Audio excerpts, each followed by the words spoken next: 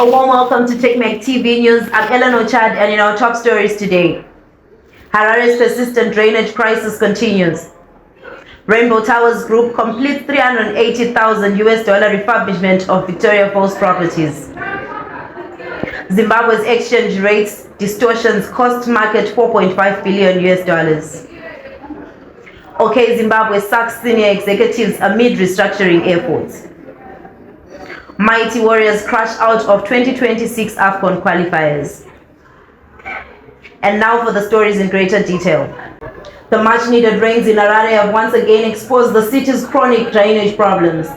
While residents welcome the relief from the dry spell, they are met with familiar scenes of flooding, not due to the heavy rainfall itself, but to the persistent failure of the city's drainage systems.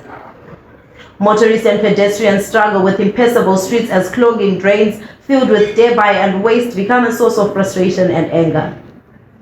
This recurring issue highlights the Harare City Council's continued shortcomings in preparing for the rainy season, demonstrating a clear inability to address the drainage problem despite the evident need for timely action, making it a permanent and unwelcome feature of Harare's rainy season.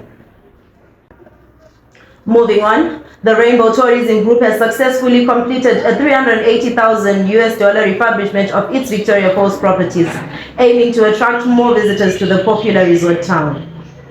The renovations carried out between January 6 and February 20 covered as Zambezi River Lodge and Victoria Falls Rainbow Hotel. This follows the group's recent $500,000 revamp of Ambassador Hotel in Harare's central business district.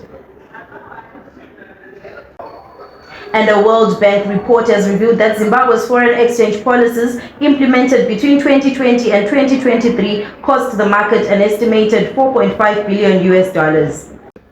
The report highlights that policies by the Finance Ministry and the Reserve Bank of Zimbabwe created exchange rate distortions, leading to the collapse of the Zimbabwean dollar and the introduction of the Zimbabwean gold currency in April 2024. Despite this transition, new restrictive measures have resulted in an exchange rate premium of over 30% between the official and the parallel market rates. And in other news, retail giant OK Zimbabwe Limited has dismissed several senior executives in a bid to stabilize its operations. CEO Maxen Philip Karombo, Chief Finance Officer Philemon Mushosho, and Supply Chain Director Knox Mupaya have left the company through voluntary separation agreements. Former CEO Willard Zirewa returns to lead the company, with Alexia Bora stepping in as Chief Finance Officer and Muzidzwa Richard Chingaira as Supply Chain Director. The new leadership has 6 months to turn the company around while the board searches for permanent replacements. And in sports news, Zimbabwe's Mighty Warriors have bowed out of the 2026 Women African Cup of Nations qualifiers despite a 2-1 win over Angola in Pretoria, South Africa.